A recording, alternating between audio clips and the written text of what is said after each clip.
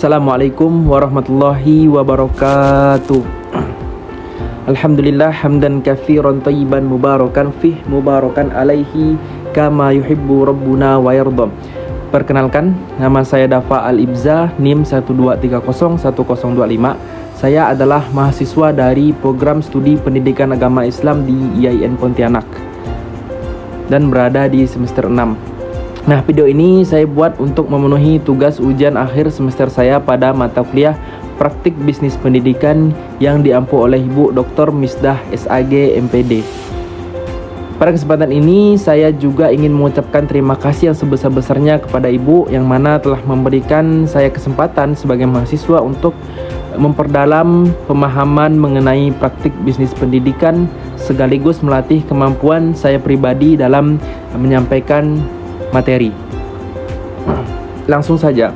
Di sini saya akan menyampaikan 3 poin utama dalam video ini.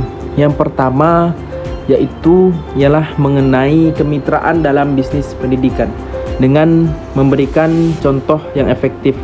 Nah, kemudian yang kedua adalah mengenai seberapa besar pengaruh teknologi dalam pemasaran dan branding bisnis dalam bidang pendidikan serta faktor-faktor yang mempengaruhinya. Kemudian yang ketiga adalah seberapa besar minat saudara untuk terjun dalam bidang bisnis pendidikan ini dengan memukakan beberapa alasan.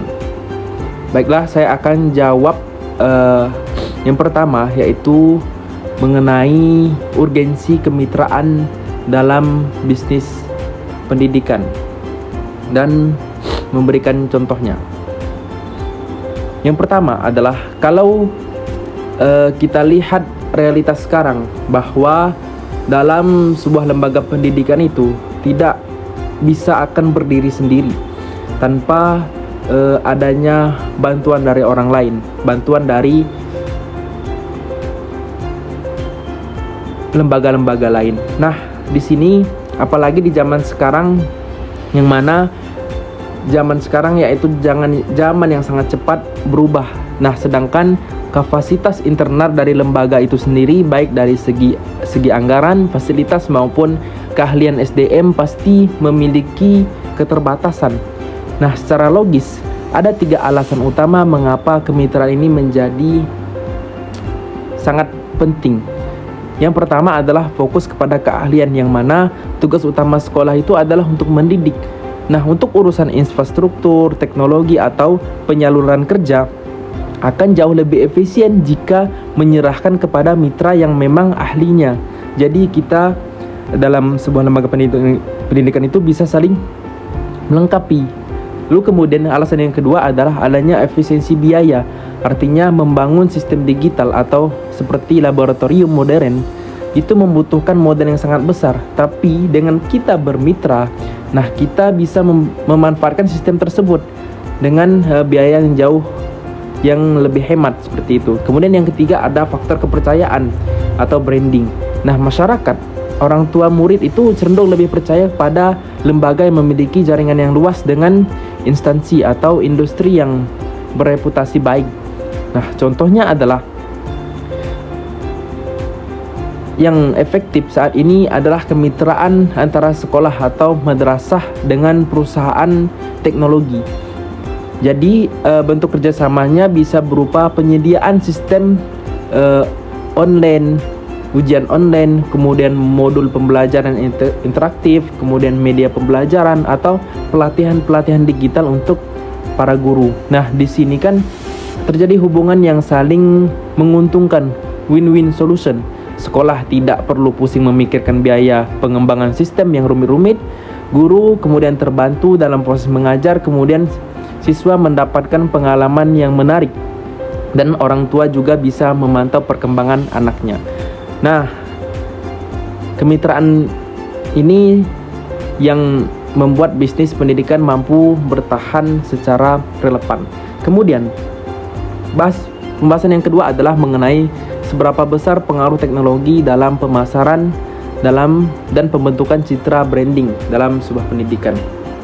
Secara objektif, pengaruh saat ini sangat besar dan krusial. Kita bisa melihat perubahan dari perilaku orang tua saat ini ketika mencari sekolah untuk anak mereka. Nah, mayoritas tidak lagi mencari brosur fisik ataupun papan di pinggir jalan atau ditempel di dinding-dinding. Nah, langkah pertama yang mereka lakukan orang tua itu adalah membuka ponsel dan mencari informasi di Google, TikTok, atau melihat media akun sosial, website resminya sekolah. Nah, teknologi itu bisa mengubah reputasi lembaga yang mungkin fasilitas fisiknya biasa saja, tetap bisa terlihat profesional dan menarik jika mampu mengelola media sosial mereka dengan baik. Kemudian lewat dokumentasi video yang rapi, sekolah bisa memperhatikan aktivitas belajar mengajar seperti prestasi belajar siswa, sehingga nilai-nilai karakter yang diterapkan sehari-hari dapat konsisten. Dan inilah yang menumbuhkan rasa percaya diri pada calon wali murid. Jadi teknologi kini berfungsi sebagai pintu gerbang utama dalam sebuah pemasaran. Namun, efektivitas teknologi ini tetap dipengaruhi oleh beberapa faktor. Yang pertama adalah ada kapasitas SDM. Dan yang kedua adalah konsistensian sistem konten tersebut, seperti media sosial membutuhkan pembaruan informasi yang rutin. Kemudian lembaga yang aktif memberikan informasi yang jelas akan lebih mudah diingat dibanding yang jarang memperbarui halamannya. Kemudian adanya ketepatan target pasar. Nah, penggunaan platform harus disesuaikan dengan profil orang tua murid yang didasari apakah lebih efektif menggunakan Instagram, Facebook, atau menggunakan optimalisasi di website resmi sekolah tersebut. Kemudian yang ketiga adalah yang terakhir, kalau ditanya mengenai seberapa besar minat saya untuk terjun ke dalam bidang bisnis pendidikan ini, jawabannya adalah tentu sangat besar dan juga saya sangat tertarik. Tetapi saya perlu meluruskan dulu. Nah, minat ini bukan semata-mata karena ingin mengejar keuntungan materi atau uang yang melimpah, tetapi melihat dari bisnis pendidikan ini sebagai ladang inovasi dan ladang pengabdian untuk menjanjikan untuk masa depan, baik itu kepada sekolah maupun kepada masyarakat. Nah, adapun alasannya, yang pertama yaitu ialah saya melihat ada peluang besar untuk membuat produk pendidikan yang kreatif. Kadang saya melihat materi atau modul ajar yang sekarang itu masih bisa dibuat jauh lebih menarik, yang mana kita mempunyai impian untuk mengembangkan bisnis yang fokusnya memproduksi modul pembelajaran, media interaktif, atau buku-buku kumpulan tulisan yang segar dan inovatif, di mana kita ingin anak-anak itu belajar dengan senang, tetapi nilai karakternya tetap ada. Dan kalau ini dikelola secara bisnis kemudian secara profesional, maka ia akan bisa lebih luas. Nah, kemudian alasan yang kedua ini adalah kemandirian untuk bisa sosial dakwah. Bisnis pendidikan itu sebenarnya keren karena ini adalah bentuk sosial dari entrepreneurship. Di satu sisi kita bisa punya penghasilan yang mandiri, tapi di sisi lain juga kita produk atau jasa kita itu langsung bikin orang bermanfaat seperti itu untuk masyarakat, apalagi dalam konteks pendidikan Islam. Pengelolaan bisnis seperti bimbingan belajar atau pusat pelatihan karakter itu adalah cara yang konkret sebagai lembaga dakwah yang bisa terus berjalan mandiri tanpa harus selalu bergantung pada orang lain.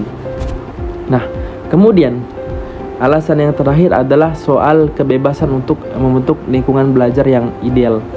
Ketika kita menjadi pemilik atau pengelola bisnis pendidikan sendiri, tentu kita itu punya otoritas.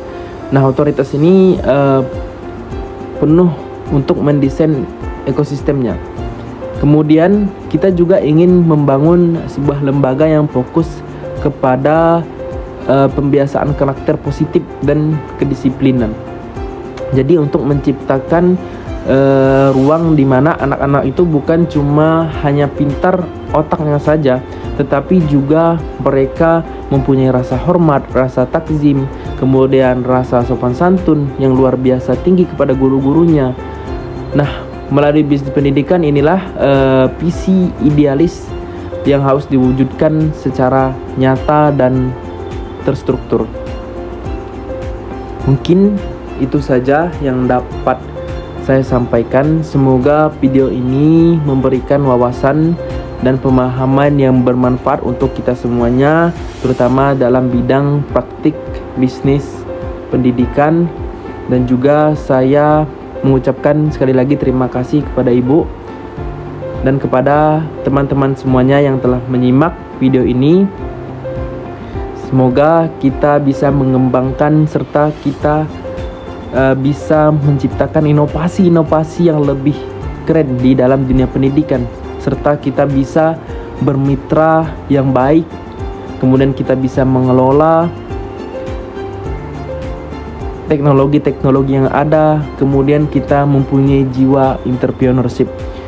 Untuk apa? Untuk pengembangan, untuk kebermanfaatan, baik itu untuk masyarakat itu sendiri maupun manfaat untuk diri sendiri. Terima kasih. Assalamualaikum warahmatullahi wabarakatuh.